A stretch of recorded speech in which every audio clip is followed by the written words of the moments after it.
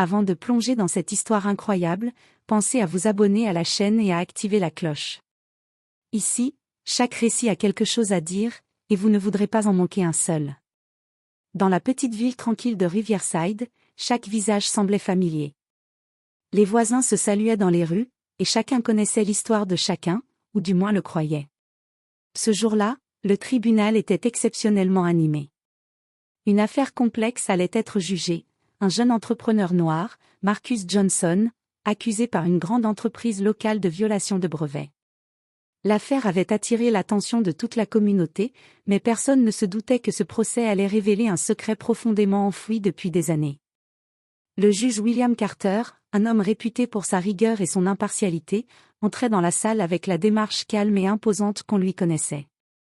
Pourtant, son regard s'arrêta sur un nom écrit sur un dossier, et son cœur se serra légèrement. Ce nom lui rappelait un passé qu'il croyait oublié, un passé fait d'amitié sincère, de rire et de jeux d'enfance.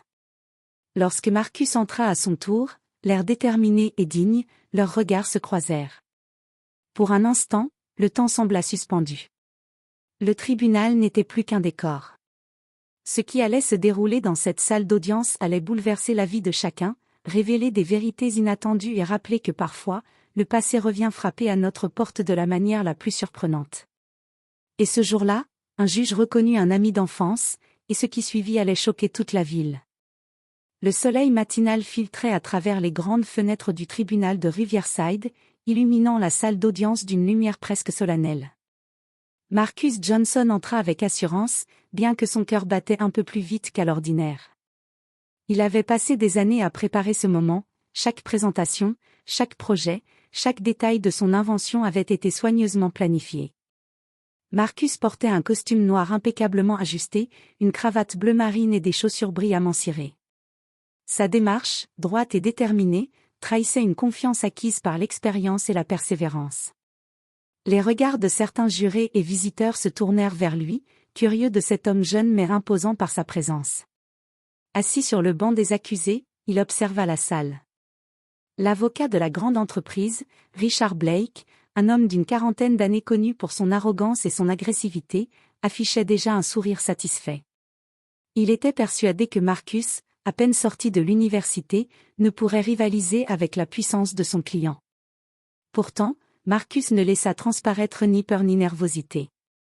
Il savait que sa force résidait dans la vérité et dans le fait qu'il avait travaillé dur pour atteindre ce moment. Ses doigts serrèrent légèrement son dossier, prêt à présenter sa défense et à démontrer qu'il était non seulement innocent des accusations, mais surtout le créateur légitime de l'invention contestée. Lorsque le juge William Carter entra dans la salle, le silence tomba immédiatement. Sa présence imposante et son visage impassible avaient l'effet d'un arrêt brutal du temps. Mais lorsque ses yeux croisèrent ceux de Marcus, un éclair de reconnaissance traversa son regard. Son cœur se serra légèrement.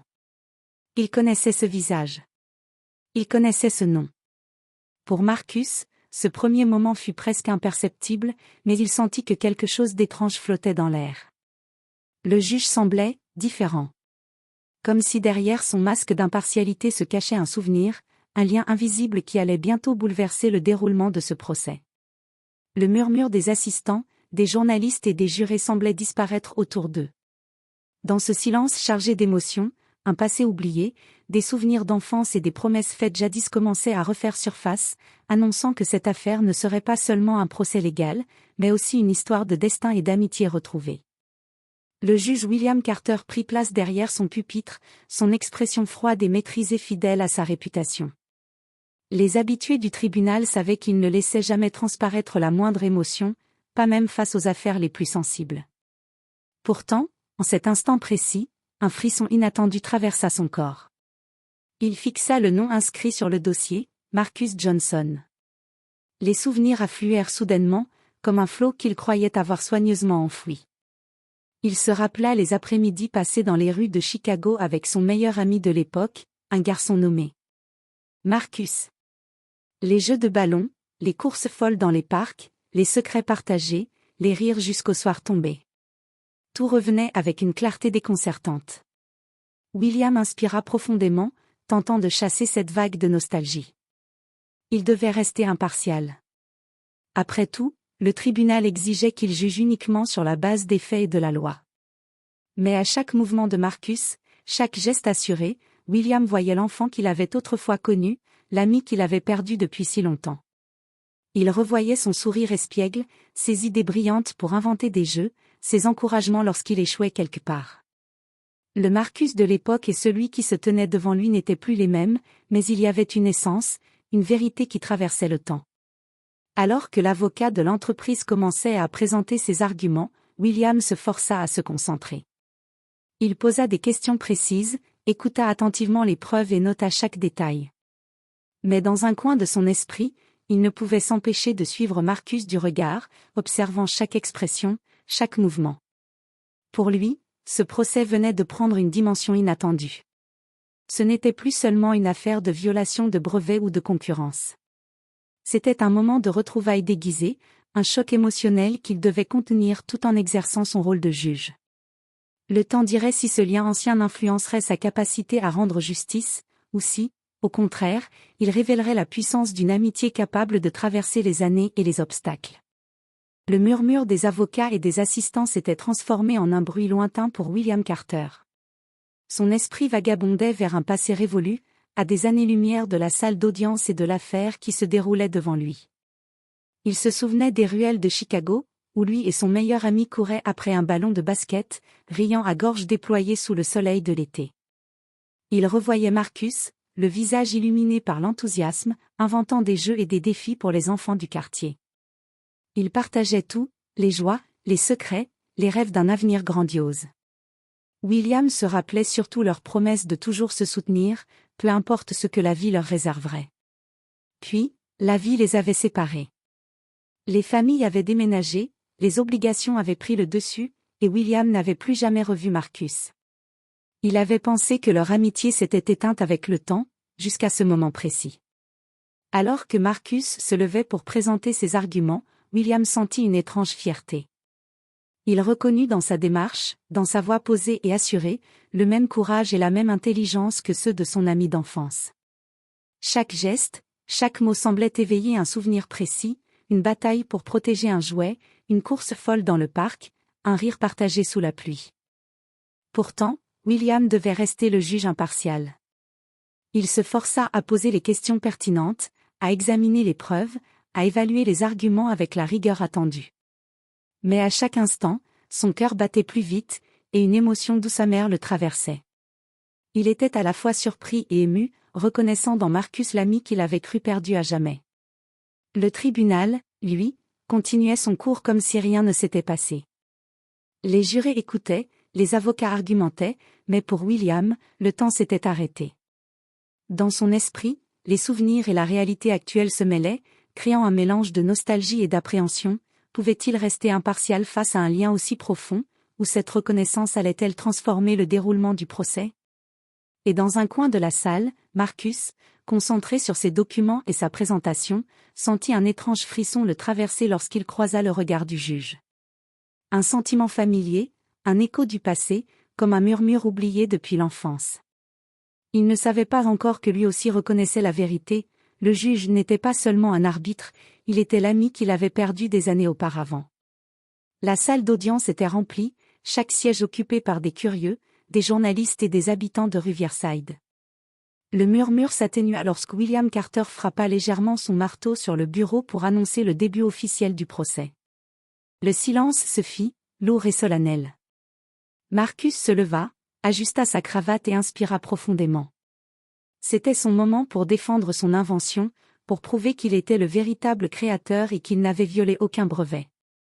Il sentit la pression de la salle, mais sa confiance demeurait intacte. Il savait que son travail et son intégrité étaient irréprochables.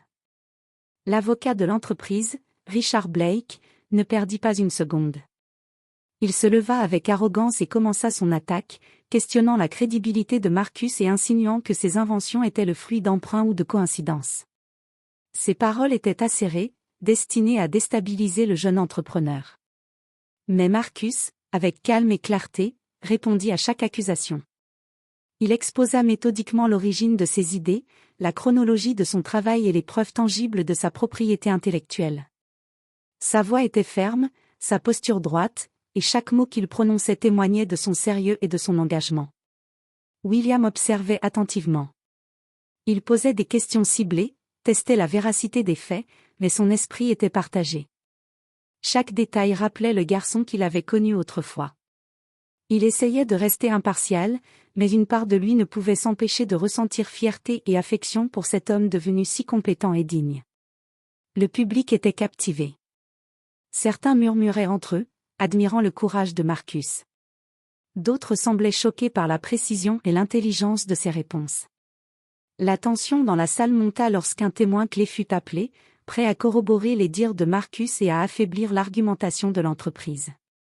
Ce procès n'était plus seulement un affrontement juridique, il commençait à devenir une bataille de caractère, de vérité et d'histoire personnelle. Et pour William, chaque question posée, chaque réponse entendue, le rapprochait de la reconnaissance totale, l'homme qu'il jugeait était l'ami d'enfance qu'il avait perdu de vue depuis si longtemps. Alors que le procès avançait, l'avocat de l'entreprise, Richard Blake, tentait de déstabiliser Marcus avec une série de questions agressives, mettant en doute son expérience et sa crédibilité. Mais Marcus, avec une calme détermination, répondait à chacune avec précision et assurance. Soudain, le juge William Carter leva la main pour interrompre l'avocat. La salle se tut immédiatement. William fixa Marcus longuement, et pendant un instant, le monde autour sembla disparaître. Dans ce regard, il y avait plus que de l'attention, il y avait la reconnaissance, l'émerveillement et une émotion qu'il peinait à contenir. Marcus sentit quelque chose d'étrange. Le juge ne le regardait pas seulement en tant qu'accusé, mais avec une intensité familière, presque intime. Un frisson le parcourut. Ce regard lui rappelait les après-midi passés à courir dans les rues de Chicago, les rires partagés et les secrets échangés avec un ami précieux qu'il croyait perdu. William prit une inspiration profonde et posa une question inattendue, non pas pour le tribunal, mais pour Marcus personnellement. « Marcus, peux-tu me rappeler le projet que tu avais commencé à l'école, celui avec le robot qui ramassait les objets automatiquement ?» Un silence surpris tomba dans la salle. Marcus fronça légèrement les sourcils, puis un sourire imperceptible apparut sur ses lèvres. « Oui, je m'en souviens. Vous étiez là aussi, vous m'aviez aidé à le finir. » Le choc se lut sur le visage de William. C'était impossible, pensait-il. Pourtant, tous deux savaient. Les souvenirs enfouis depuis des années revenaient avec une clarté troublante. Le juge et l'accusé n'étaient pas simplement liés par le destin de ce procès, ils étaient liés par une amitié authentique, née dans l'enfance et perdue avec les années. La salle entière sentit une tension différente. Les murmures reprirent, curieux de la réaction inhabituelle du juge. Les jurés échangèrent des regards perplexes, ne comprenant pas ce qui se passait. Mais pour William et Marcus, ce moment dépassait les enjeux légaux. C'était une reconnexion, un rappel que certains liens traversent le temps et la distance, et qu'ils peuvent refaire surface quand on s'y attend le moins. Ce regard échangé entre eux annonçait un tournant décisif. Le procès venait de devenir plus qu'une simple affaire de brevet, c'était désormais une rencontre inattendue avec le passé, et personne dans la salle n'était prêt pour ce qui allait suivre. Malgré la reconnaissance silencieuse entre eux, William Carter se força à maintenir son rôle de juge impartial. Ses mains se crispèrent légèrement sur le pupitre, mais sa voix resta posée, contrôlée.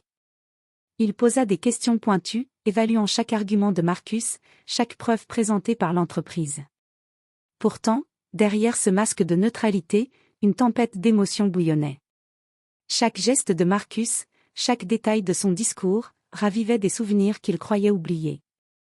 La manière dont Marcus expliquait ses inventions, sa patience face aux attaques de Blake, tout cela rappelait le garçon qu'il avait autrefois connu. Marcus, de son côté, sentait quelque chose d'étrange dans le comportement du juge. Il remarqua le léger tremblement dans la voix de William lorsqu'il posa certaines questions, le regard qui ne le quittait jamais vraiment. Une intuition grandissante lui soufflait que le juge savait plus qu'il ne le laissait paraître. Un sentiment familier et réconfortant l'envahit, il n'était pas simplement jugé par un inconnu, mais par quelqu'un qui le connaissait profondément. L'avocat adverse, Richard Blake, ne remarqua rien. Il continuait ses attaques, pensant pouvoir déstabiliser Marcus, mais ses efforts semblaient vains face à la détermination et à la confiance du jeune homme. La salle était captivée, Mais personne ne percevait le lien invisible qui se tissait entre le juge et l'accusé. William lutta pour ne pas laisser transparaître son émotion. Il se souvenait de chaque jeu, chaque rire, chaque promesse de l'enfance.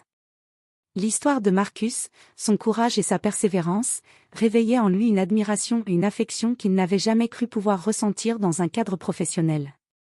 Dans ce mélange subtil de justice et de nostalgie, William comprit que ce procès n'était pas seulement une affaire légale, c'était la rencontre de deux trajectoires de vie séparées par le temps, mais réunies par le destin. Et il savait que ce lien allait bientôt changer la dynamique de la salle d'audience. Le procès semblait suivre son cours, mais un tournant inattendu se profilait à l'horizon. L'avocat de l'entreprise, Richard Blake, avait prévu de clore sa plaidoirie sans appel à un témoin clé. Cependant, le juge William Carter demanda soudain à Marcus de présenter un ancien projet qu'il avait commencé à l'école, celui qui impliquait la création d'un robot capable de ramasser automatiquement des objets. Marcus sourit légèrement, conscient que cette demande n'était pas anodine. Il expliqua le projet avec passion, détaillant chaque étape et chaque innovation qu'il avait imaginée. Il parla de ses essais, de ses erreurs, et surtout de la manière dont il et son ami avaient travaillé ensemble à l'époque pour perfectionner le prototype. À cet instant, William sentit son cœur battre plus fort. Chaque mot de Marcus ravivait des souvenirs précis, les longues après-midi passées à tester des idées, les éclats de rire lorsqu'un robot tombait en panne, les encouragements mutuels pour surmonter les échecs. La salle d'audience elle-même semblait retenir son souffle, comme si l'histoire de l'enfance se déployait devant les yeux de tous. Les jurés, attentifs, commencèrent à percevoir la logique et la cohérence des explications de Marcus. Même les témoins de l'entreprise, qui avaient été appelés pour contredire Marcus, se trouvaient incapables de nier l'évidence. La crédibilité de Marcus augmentait à mesure qu'il racontait son parcours, et l'aura d'expertise et de détermination qu'il dégageait captivait toute l'assemblée. Richard Blake, frustré, tentait de reprendre le contrôle, mais il était évident que le procès avait changé de direction. Les preuves apportées par Marcus et son récit détaillé laissaient peu de place au doute. Et pour William, ce moment était plus qu'un simple retournement juridique, c'était une confirmation de la grandeur de son ami perdu. Le lien entre eux devenait maintenant évident pour Marcus. Il remarqua dans le regard du juge une admiration subtile, une reconnaissance profonde qu'aucun mot n'aurait pu exprimer. Le passé et le présent se croisaient, créant un instant chargé d'émotion et de tension. Ce retournement de situation marquait un avant et un après dans le procès. Ce n'était plus simplement une bataille juridique, c'était la réunion inattendue de deux vies, la révélation que certains liens ne s'éteignent jamais, peu importe le temps ou la distance. L'audience atteignait un moment crucial. Marcus venait de terminer son récit, et la salle d'audience était silencieuse, suspendue à ses mots. Les jurés examinaient les preuves avec une attention renouvelée, tandis que Richard Blake tentait désespérément de reprendre le contrôle. C'est alors que le juge William Carter prit la parole d'une voix claire et mesurée, mais chargée d'émotion. Avant de poursuivre, je dois faire une déclaration personnelle. Un murmure parcourut la salle. Les avocats se figèrent, les journalistes prirent des notes frénétiquement, et Marcus leva un sourcil, intrigué mais attentif. Le jeune homme qui se tient devant moi, dit William en désignant Marcus, n'est pas seulement un accusé dans cette affaire. C'est aussi mon ami d'enfance, Marcus Johnson. Un silence stupéfait s'installa. Personne ne s'attendait à cette révélation. Les murmures se transformèrent en chuchotements incrédules. Même Richard Blake resta bouche bée, incapable de cacher sa surprise. Marcus sentit un mélange de choc et de joie. Il se leva légèrement, la reconnaissance se peignant sur son visage. « Vous, c'est impossible. »« Je ne pensais jamais. » William esquissa un léger sourire, un mélange de nostalgie et de fierté. « Je n'y croyais pas moi-même avant cet instant. Mais le destin nous a réunis ici, dans cette salle d'audience, après tant d'années. » Le public était captivé. Les jurés, impressionnés par cette sincérité et ce lien authentique, semblaient percevoir quelque chose de plus profond que la simple affaire juridique. La révélation transforma l'atmosphère de la salle, ce n'était plus seulement un procès, c'était l'histoire d'une amitié retrouvée et d'une justice rendue avec conscience et humanité. Richard Blake, déstabilisé, perdit momentanément son arrogance. Le procès venait de prendre une tournure inattendue, la reconnaissance publique de leur amitié changeait tout. Marcus n'était plus seulement un accusé, il était l'homme que William avait connu et admiré depuis l'enfance. À cet instant précis, la salle d'audience comprit que ce procès dépasserait la simple loi. Il devenait une histoire de destin, de loyauté et de vérité, où le passé et le présent se rejoignaient dans un moment de révélation inoubliable. Après la révélation publique, l'atmosphère dans la salle d'audience avait changé. Les murmures se transformèrent en un silence respectueux, tous les regards se tournant vers Marcus et William. Le procès, jusque-là tendu et strictement légal, prenait une dimension humaine et émotive que personne n'avait anticipée. Les délibérations du jury furent longues, chaque membre pesant avec soin les arguments, les preuves et maintenant la sincérité manifeste de Marcus. L'histoire de son passé, la passion avec laquelle il avait défendu son invention, et surtout le lien évident avec le juge, avaient créé une impression indélébile. Quelques heures plus tard, le jury revint dans la salle. Le président se leva et annonça le verdict. Nous, le jury, déclarons l'accusé, Marcus Johnson, non coupable de toute violation de brevet. Un murmure d'excitation traversa la salle. Marcus sentit ses épaules se détendre et un sourire sincère illuminer son visage. Il se tourna vers le juge William Carter, et dans ce simple regard, des années de séparation, de souvenirs et de fidélité retrouvés se condensèrent en un seul moment. William descendit de son pupitre, discrètement, serra Marcus dans ses bras. Ce geste, bien que bref et discret, était chargé d'une émotion profonde, la fierté, la reconnaissance, et le soulagement de voir que leur amitié avait survécu au temps et aux épreuves. « Je ne peux pas croire que nous nous retrouvons enfin », murmura William. « Moi non plus », répondit Marcus, un sourire ému aux lèvres. La salle entière avait compris que quelque chose de spécial venait de se produire. Ce procès n'était plus seulement une question de justice légale, il était la preuve que certains liens résistent à tout, que la loyauté et l'amitié véritable traversent le temps et les épreuves. Pour Marcus, la victoire n'était pas seulement dans le verdict, mais dans la reconquête de ce lien précieux. Pour William, c'était la confirmation que, même en tant que juge impartial, il pouvait reconnaître et honorer les vérités humaines les plus profondes. Ce moment devint un souvenir gravé dans la mémoire de chacun, une leçon que le destin peut surprendre, réunir des âmes perdues et rappeler à tous que certaines rencontres sont écrites bien avant qu'on ne les vive. Quelques jours après le verdict, Marcus Johnson et William Carter se retrouvèrent dans un petit café discret de Riverside. L'endroit était calme, loin des regards curieux et du tumulte du tribunal. Le parfum du café fraîchement moulu emplissait l'air, créant une atmosphère douce et propice aux confidences. Ils s'assirent face à face, et pour la première fois depuis des années, ils purent parler librement, sans la tension du procès ou la pression du jugement. « Tu as bien grandi, Marcus », dit William avec un sourire empreint de nostalgie. « Je n'avais jamais douté que tu ferais quelque chose de grand. »« Merci », répondit Marcus. « Mais je n'aurais jamais imaginé que nous nous retrouverions ainsi, dans ces circonstances, » dit-il en riant légèrement. « C'est presque irréel. » Les souvenirs d'enfance défilèrent alors, des courses dans les rues de Chicago aux inventions absurdes qu'ils avaient créées ensemble, aux rires et aux secrets partagés. Chaque anecdote ravivait la complicité qu'ils avaient perdue, mais qui semblait intacte malgré les années. « C'est étrange, » murmura William, « comment la vie nous ramène parfois là où nous devrions être. Même après tout ce temps, nous voilà réunis. » Marcus hocha la tête, ému. « Oui, et cette fois, je ne te laisserai plus partir. » Ils rirent tous les deux, et dans ce rire résonnait la promesse d'une amitié renouvelée, plus forte que jamais. Le passé et le présent se rejoignaient, prouvant que certains liens ne s'effacent jamais. Pour Marcus, cette expérience avait été bien plus qu'un procès gagné, c'était la confirmation que la loyauté, l'amitié et la vérité ont une force qui dépasse toutes les épreuves. Pour William, c'était un rappel puissant que même dans l'impartialité et le devoir, l'humanité trouve toujours sa place. Leur conversation continua, ponctuée de souvenirs et de projets pour l'avenir. Ce jour-là, dans ce petit café, Marcus et William scellèrent leur amitié retrouvée. Une amitié qui avait survécu au temps, aux séparations et aux défis de la vie, prête à traverser encore de nombreuses années. Et ainsi, ce qui avait commencé comme un simple procès devint une histoire de destin, de loyauté et de liens indestructibles, laissant une leçon claire, le passé peut revenir de la manière la plus inattendue, et certaines amitiés sont éternelles.